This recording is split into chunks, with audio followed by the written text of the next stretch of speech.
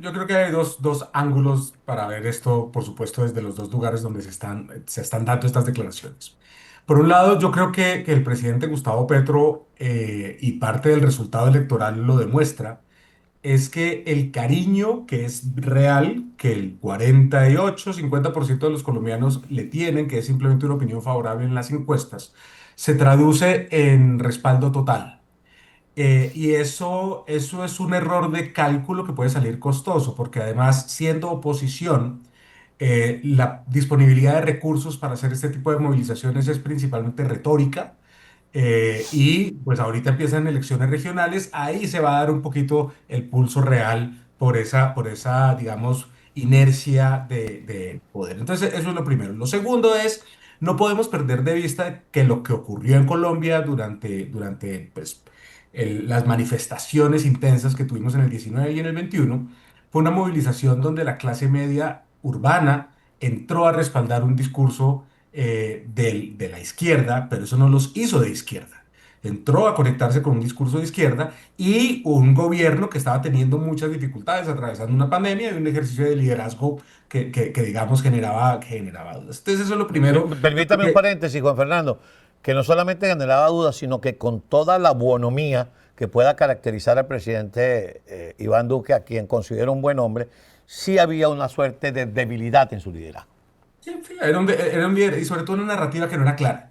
No era claro cuál era el destino, hacia dónde se avanzaba. Entonces había una debilidad. ¿Qué está ocurriendo? Yo creo que el escenario actual no es el mismo, y yo no veo detrás de las amenazas de Petro como un fósforo fácil con gasolina puesta. Pero ese grupo, en este momento estamos ante un presidente electo que tiene un ejercicio de liderazgo, por lo que ya podemos ver por la evidencia, pues intenso, ¿no? Como muy cerrado, parece que los equipos alrededor se deben al presidente, eso le ayuda a construir un mensaje.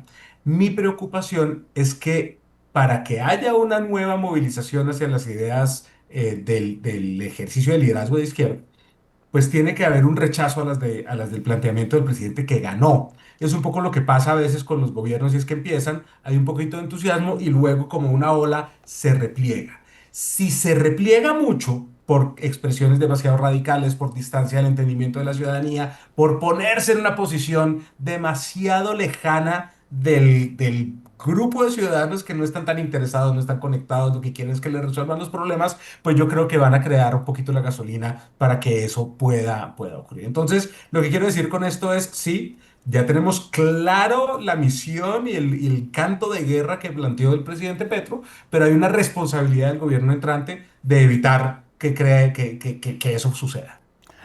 Ese planteamiento es interesante. Ahora, Abelardo del Espriella es un personaje que está trabajando mucho con el efectismo.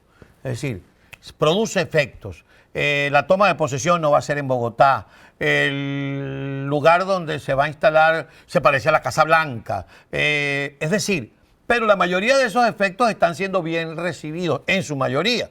Algunos son criticados, pero en su mayoría han sido bien recibidos, lo cual va a generar una etapa de lo que llamamos en política de luna de miel bien interesante. Pero se va a encontrar con dos realidades.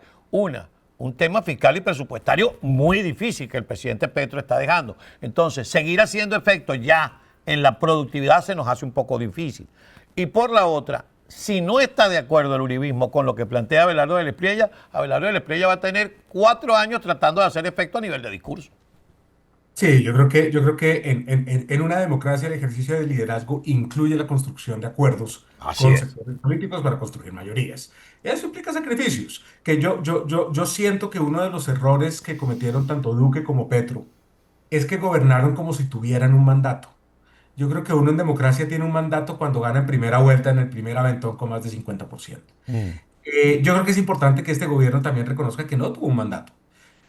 Tuvo que pasar una segunda vuelta, tuvo que recoger votos de otras fuerzas políticas y yo creo que eso ayudaría. Ahora, yo creo que eso no es contradictorio con ese ejercicio efectista de comunicación. La pregunta que yo tengo, claro, como no hemos visto gobernar a Abelardo de la Espriella, para mí lo que hay son preguntas de su estilo de ejercicio de poder. Y yo tengo dos hipótesis. Está la hipótesis del pragmático, ¿no? Porque igual en ambos casos son líderes que se salen de la escala ideológica y que nos crean una dimensión nueva a la ciencia política para medir. Y ese líder pragmático se puede parecer más a un Bukele o a un Trump, que le da un poquito lo mismo si es derecha o si es de izquierda mientras pueda hacer cosas.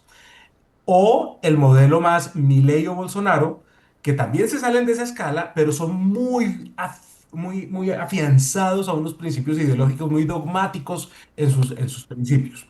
Yo no tengo claro de la Espriella cómo va a gobernar. Y yo creo que de la decisión o del camino que tome entre estas dos hipótesis y cualquier punto de intermedio va a depender de qué tan susceptible es el país a aceptarle como esas pequeñas victorias y ese también camino de espectacularidad que nos está ofreciendo en la comunicación política y de gobierno. Ahora, Juan Fernando, no sé si tengo tiempo en este bloque que me diga Yandri, si no, la respuesta la recibimos en el próximo bloque. Yo pudiera ver, si yo fuera colombiano, yo tendría un nivel de esperanza desde, desde el análisis por lo siguiente. Si bien es cierto que Abelardo de la Espriella se está yendo hacia lo que pudiera ser un Bukele, un Trump, un Milei, o probablemente la combinación de los tres, que no es mala, si te pones a verlo desde el punto de vista del enfrentamiento a los grupos criminales, de sanear las cuentas públicas, de pronto un poco no la arrogancia ni lo atropellado de Donald Trump, pero tiene como vicepresidente a un hombre que tiene que ser para él realmente importante, porque ese sí que se sabe manejar en política con el doctor Restrepo. ¿Cómo ve usted esa combinación? Digamos, a mí me parece una jugada maestra de tanto de comunicación política como de ejercicio de la política, Perdón, y porque le pongo un ponen paréntesis, tan así que el primer encuentro con Estados Unidos se produce con el doctor Restrepo viniendo a conversar acá. así es. Y yo creo que digamos, él crea de facto una cara técnica para la conversación de una institucionalidad que espera una voz y una explicación diferente y la está recibiendo. Y luego una buena mitad del país que pues prende el noticiero, ve los reels de TikTok y necesita también un poquito la espectacularidad simbólica para poder armar la historia. Entonces, a mí ese tándem me parece interesante y que tiene muchísimo potencial en términos de comunicación política. Ahora, como usted lo dice, el ejercicio de gobierno va a ser difícil. Él va a tener seguramente unos meses para decir esto fue todo el gobierno pasado, lleva haciéndolo, pero también la licencia que antes se le daba a los gobernantes de los 100 días, eso se ha acotado. Ya el apetito por ver cosas de inmediato, vamos a ver si hace algo, y creo que lo han anunciado, ¿no? Algo de decretos del 7 de agosto para empezar a hacer cambios inmediatos. Y yo creo que eso puede generar como de hecho le pasa a todos los presidentes, esos mesecitos de esperanza, esos mesecitos de optimismo que luego se decantan con el entorno. Y por supuesto no negar, que fue su apertura, Carlos, que vamos a tener una bancada de izquierda fortalecida, que ya pasaron por el poder, eso cambia el apetito, ¿no? Ya cuando uno prueba ciertos platos queda con ganas de volver a acceder a ellos de una forma muy diferente. Ujú. Y con dos voces políticas fuertes, yo no entiendo muy bien lo que está pasando con Cepeda en este momento porque básicamente está apagando su voz. Ellos tenían una oportunidad de tener una voz fuerte en el Congreso, una voz fuerte en la calle. Y lo digo no porque es lo que quiero que pase, sino porque como veo el movimiento político. Pero yo creo que hay un potencial a que tengan una voz un poquito más amarrada y más arraigada y un capital de movilización política más estructurado, más ordenado, menos anecdótico como fue el del 19 y el del 21. Aquí están nuestras plataformas digitales. Usted puede seguirnos en nuestras redes sociales, nuestros usuarios @TVB Network, @TVB Noticias, nuestro canal YouTube TVB Internacional. Usted se suscribe, activa las notificaciones y tiene acceso a todos nuestros contenidos en la plataforma YouTube. También tiene nuestra programación. Nuestra programación está a disposición de ustedes. Si usted captura este código que aparece en su pantalla con su teléfono celular, lo lleva directo al sitio y ahí descarga la aplicación. Si ya tiene la aplicación y nos está viendo por la aplicación, entonces usted puede compartirla con alguna persona que usted sabe que quiere ver TVB. Y nos tiene las 24 horas del día, todos los días del año, en teléfono, en tablet, en computadora y en su televisor inteligente.